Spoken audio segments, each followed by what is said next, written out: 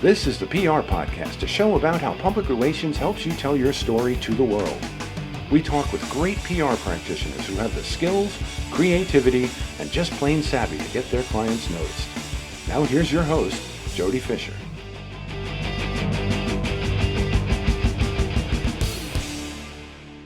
Hey everyone, and welcome to the PR Podcast. I'm Jody Fisher. Thanks for joining us. Well, a PR Podcast plug this week going out to April White and Laura Schooler, hosts of the PR Wind Down. That's not wind down, but wine down. For having me on as a guest on one of their recent episodes. We talked about public relations and storytelling and our mutual love and admiration for several New York City reporters. It was a fun episode. It's always fun for me to be a guest rather than be the host or the person asking the questions. But it was funny because we got on the show and you'll hear it.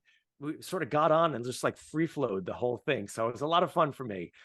Check them out on your favorite podcast platform. Again, that's the PR Wind Down, and make them part of your podcast listening routine. Now, if you want to be featured on the PR Podcast with a PR Podcast plug, send an email to me at jody@jodyfisherpr.com or reach out on any one of the socials, either mine at Jody Fisher on all the socials or at the PR Podcast on the socials. Send us a direct message, send us a note.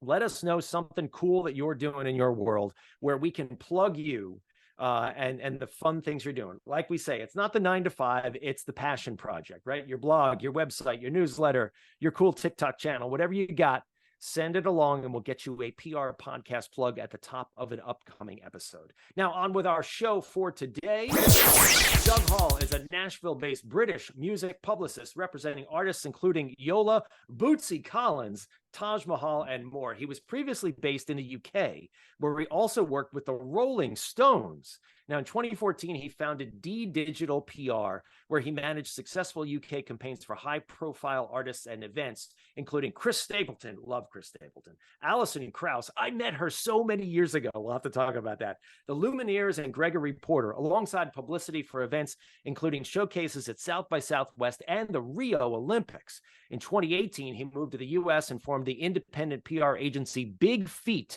that's feet with an F-E-A-T, Big Feet PR, which works with artists and labels from Republic to Verve, supporting emerging and established talent. In 2020, he helped raise $500,000 for tornado relief, leading publicity for the To Nashville With Love event. And in 2022, he was awarded a Clio Music Award for his work with Yola on her Stand For Myself album publicity campaign. He's a Grammy Award mentor and a South by Southwest panel host. Doug, welcome to the PR Podcast.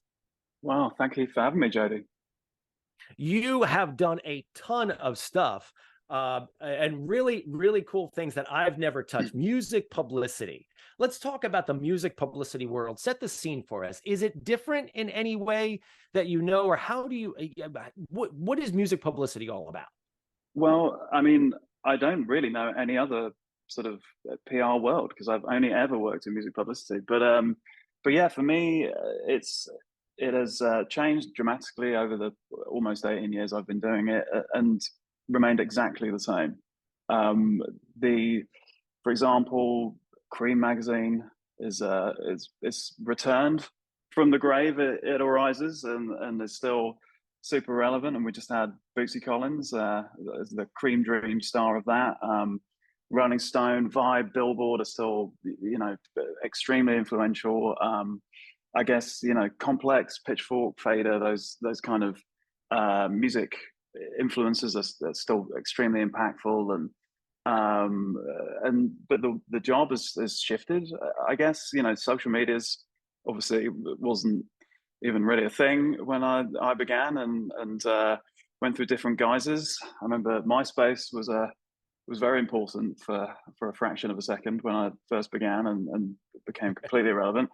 And yeah, I've seen the industry move through all these different eras, right up till now, where it's, certainly Substacks are the most exciting thing in the music industry, and music podcasts are just this whole other avenue that we're keeping on top of. So yeah, it's very much remained the same and changed a lot in the time that I've been doing a little bit of both, right? It's everything's the same and everything has changed. That's kind of the way it is in the world, right?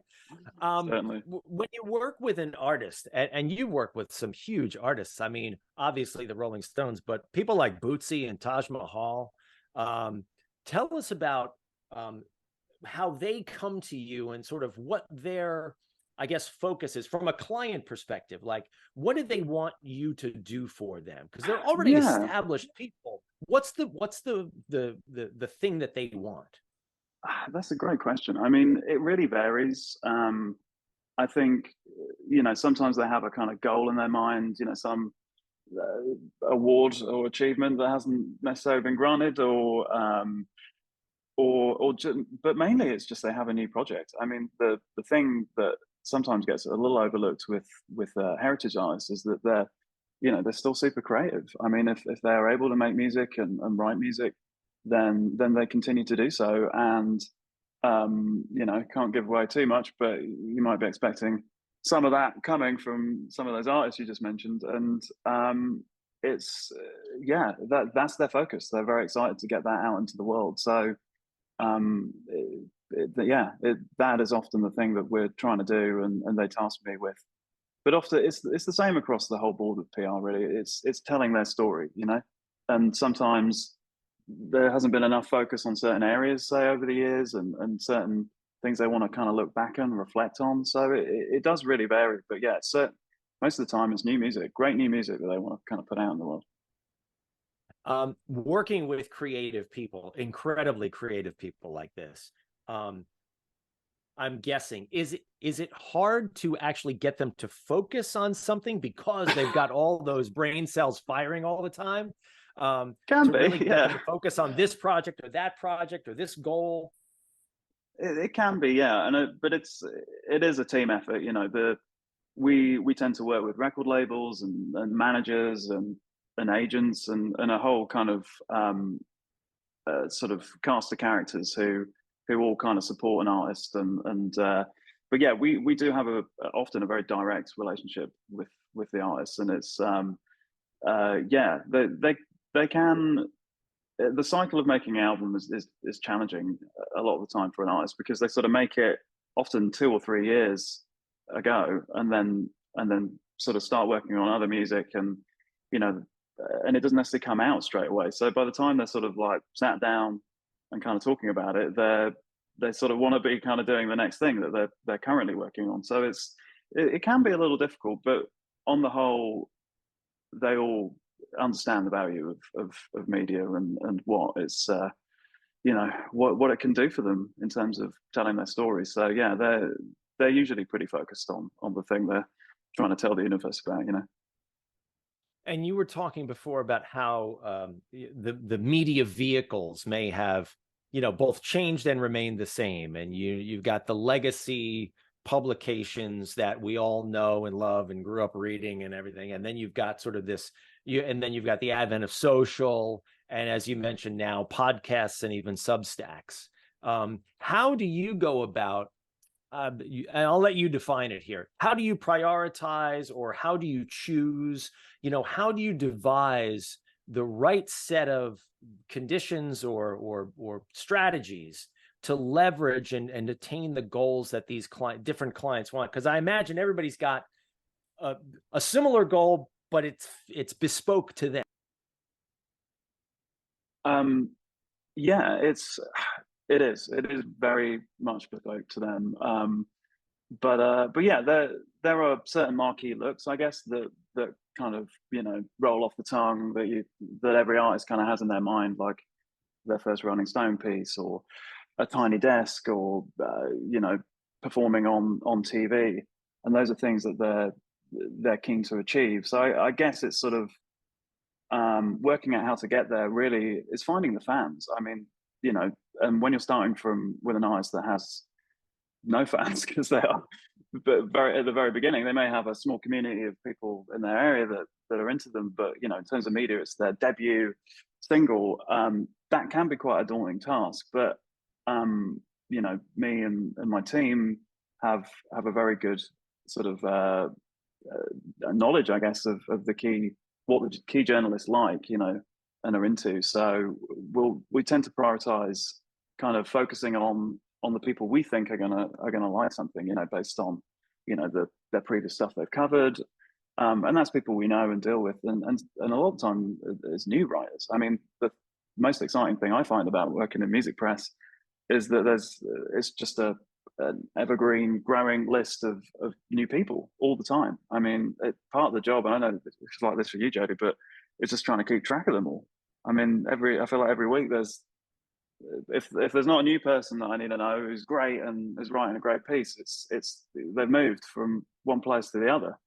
And you know, or they were on staff and they're freelance. I mean, that seems to be the case more and more, sadly. But so yeah, it's kind of keeping your ear to the ground and just kind of keep an eye on what people are into, and making those connections. So yeah, that's really where I look to first, is kind of previous campaigns I've done and like where I've seen success. And you know, there is a bit of a roadmap, I guess, but a lot of the time it's just kind of really looking at what's going on right now and who's into stuff, and thinking, oh, well, that's something they could get down with. I should hit them up.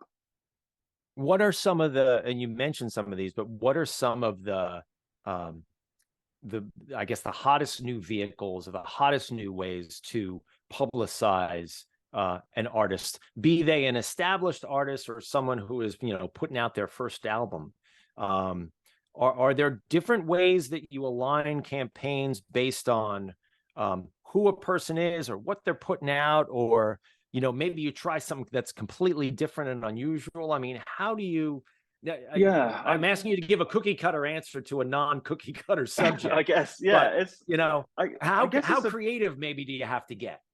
I mean, I try and be creative as much as possible. I mean, because the nature of the job, as we sort of mentioned a little bit before we got on air here, is that you can get into a rhythm sometimes in the tasks, and that's because stuff works. I mean, you know, sending press releases to journalists has been effective since, you know, the first ever press release was written all those years ago. And you know, it's not necessarily the best idea to go, you know what, I'm not going to send a press release out today, let's see what happens. You know, it's that.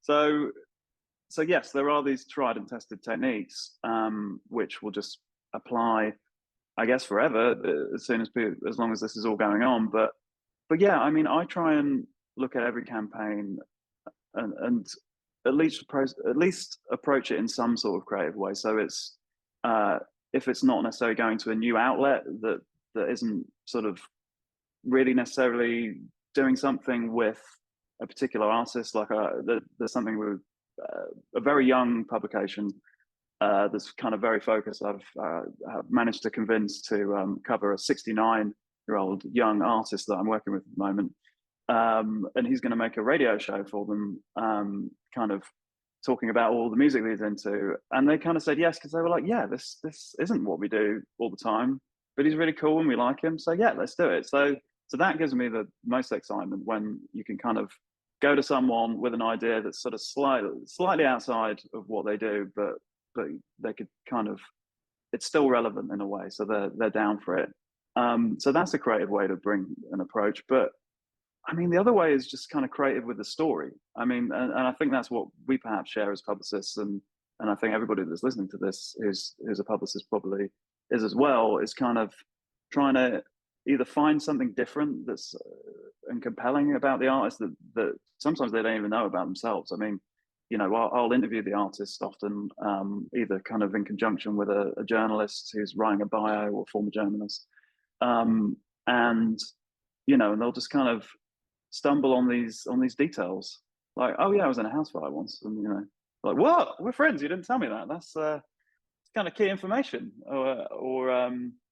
so it's sort of zeroing in and finding those bits of information, and then presenting it in a creative and interesting way. I mean, you know, I come from the kind of Derek Taylor, former Beatles publicist school of thinking, which is you know, a little bit of sensationalism doesn't hurt. So, you know, trying to kind of use a bit of humor and an impactful language, I guess, which you know, may create a few eye rolls sometimes, but that's from journalists. But I think, you know, whilst they're rolling their eyes, they're reading, Jody, and that is That is often you've got their what, attention, right? exactly. I've also got to imagine.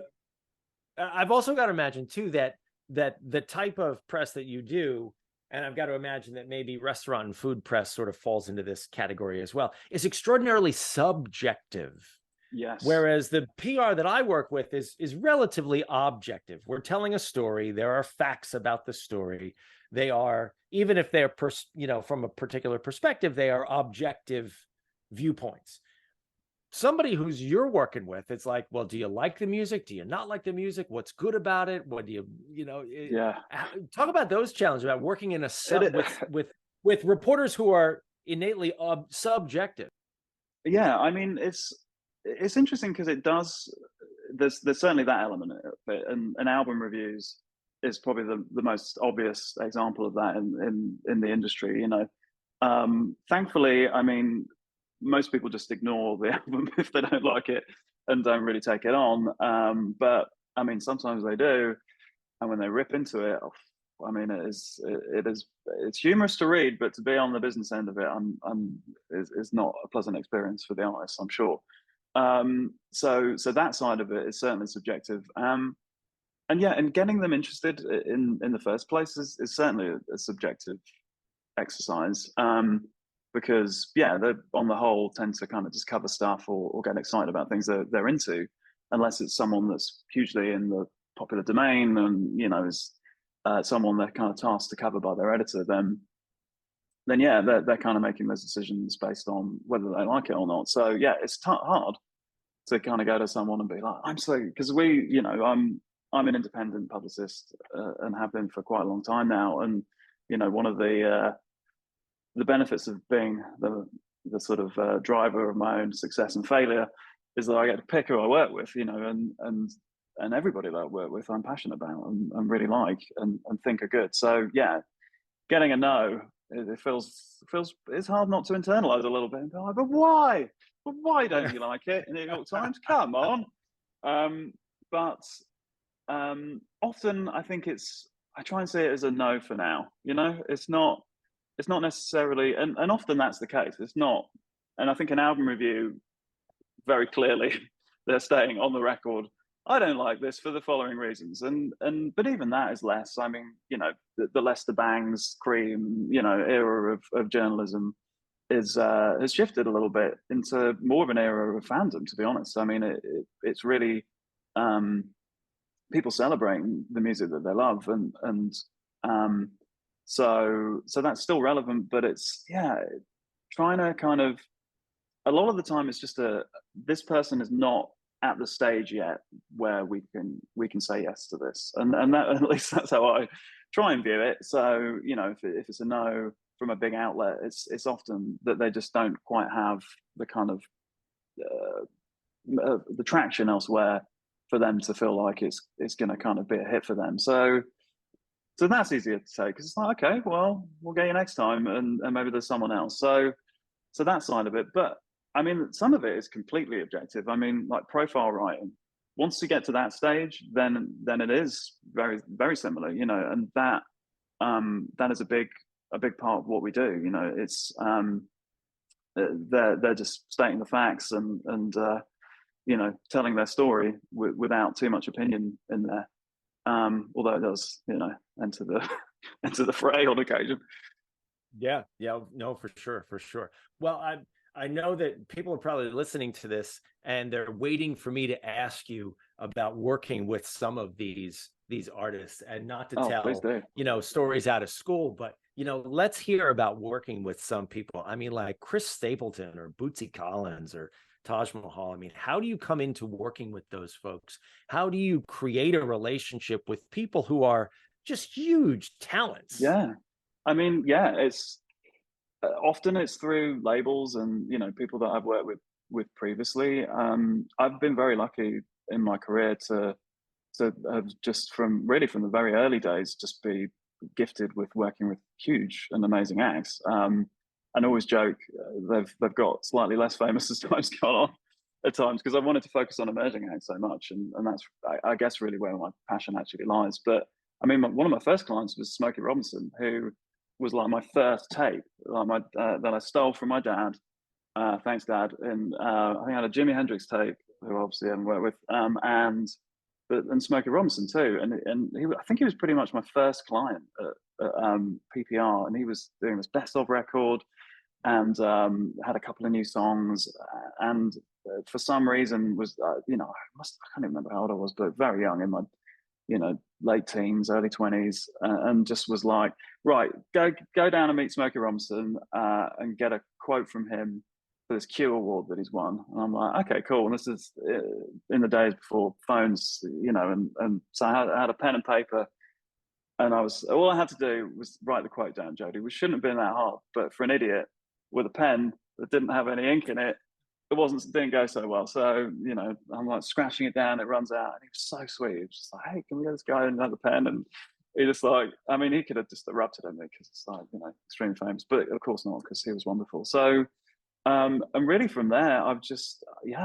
got to work on some great projects. Some not really like that direct relationships with, I guess, like I did a Joni Mitchell album, her last Shine record. I did the UK press on that, and obviously haven't had the chance to meet her directly. So, it's not always the case that I get to, but there's usually some kind of great interaction, whether it's kind of, over years and years and building a relationship, or just kind of a fleeting press conference, or kind of interview day or whatever. And it's all amazing. I just, these are superstars who I love, and, it's just incredible to be in their orbit and to hang out with them. It can be a little daunting at times, but they're just people. They and you just just enjoy being with them, and try and figure out what they want. Don't talk about yourself too much, because they that's not always go down so well. Right. Because I always try. But you're telling stories here. You're telling stories here about sort of being a young person and how you're breaking in, or how you're getting your start. So for people who are out there who are listening and want to be getting into music publicity or any type of entertainment-based publicity, do you have some advice for them? I mean, how can they get started? That's a great question. I mean, I was privileged and lucky enough to get an internship, and kind of did that. And I know that's tough for a lot of people to work for free, but that was the way I was able to enter it, and those that can do that, it's the PR industry still kind of offers that, but I mean, when I decided that I wanted to kind of go out on my own and start my own agency, which I thought was going to be really easy, Jody, and then very quickly realized that it wasn't. It was actually really hard, and kind of had to start from scratch a little bit there, I guess. And I was lucky, and built a great relationship with Decca, and worked on a lot of those projects. And that's how I kind of met Chris Stapleton, who was wonderful, and Alison Krauss, and got to work on her one of her records, which was beautiful, and she was fantastic to work with. But really, to get to that point, I was just kind of working with finding bands that I liked, and just hitting them up and reaching out to them, and just I had that backstory, so it was a little easier for me, because they were like, oh right, yeah, you work with the Stones, fair enough, might pay attention to what you've got to say. But yeah, starting from scratch, I mean, I would suggest going out to gigs and shows, and making connections with bands that you're into, and offering to help them, and maybe that's even for a not very high fee to start with, to kind of get your name out there. But and also just monitoring what other artists are doing. I mean, I still do that to this day, to be honest. Just kind of looking at campaigns that are impressive and analyzing them, and being like, what was interesting about that? What coverage did they get? What album reviews did they do? What features did they do? What interviews did they do? Like all of that stuff. And then you start to build a picture of what a PR campaign looks like, and what success looks like. And then you can start building relationships with these people, reaching out, and journalists are really nice, on the whole. So you can hit them up and tell them your life story, and they usually get you back with, it sounds great, keep you posted. And then that's how you build the relationship. So that would be my advice. Get out there and connect with the people that you genuinely like, and obviously someone that's playing Madison Square Gardens might be a little out of reach to start with, but maybe the cool local venue in your area would be a good place to start. I was going to say, don't start with Bruce Springsteen, right? Yeah, maybe go a little more local. Shoot your shot by all means, but yes, I think maybe emerging artists is the way to go to start with.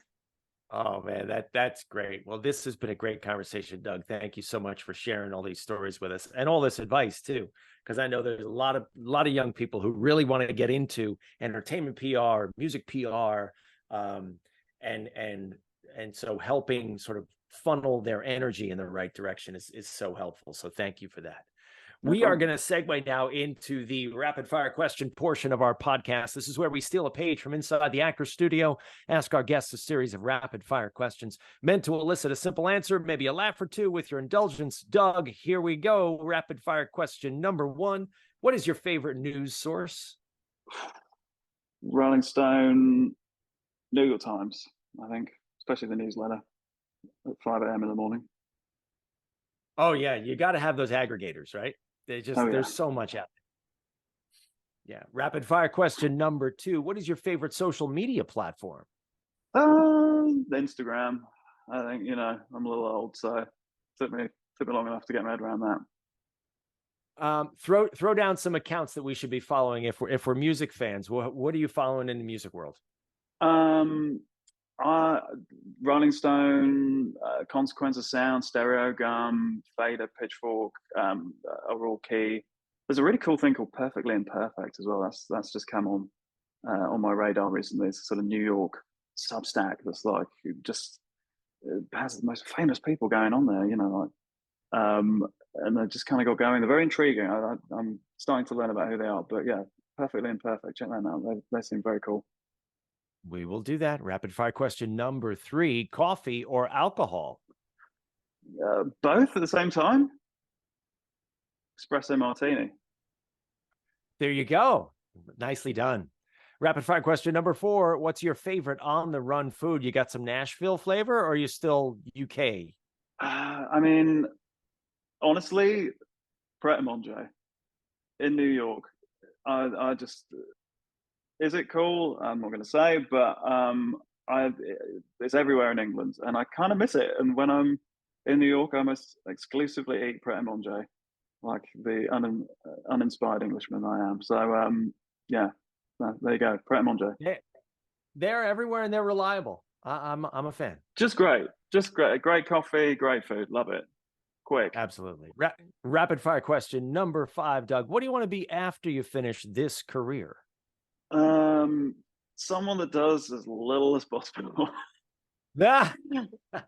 Preferably something that doesn't involve sending emails, maybe would be nice.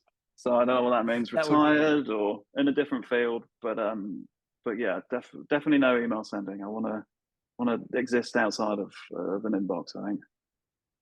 Sounds good to me, Doug. This has been a great conversation. Please let people know how they can find you and Big Feet PR online.